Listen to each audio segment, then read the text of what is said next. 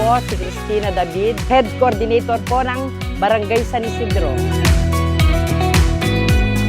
Napili po namin ang candy making para po makakatulong ito sa mga miyembro namin na pwede pong pang-negosyo nila.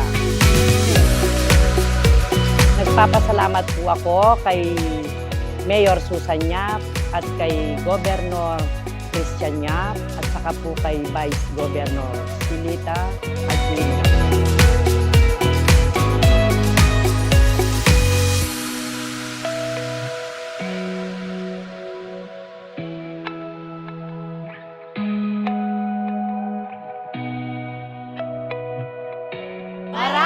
Maraming salamat po!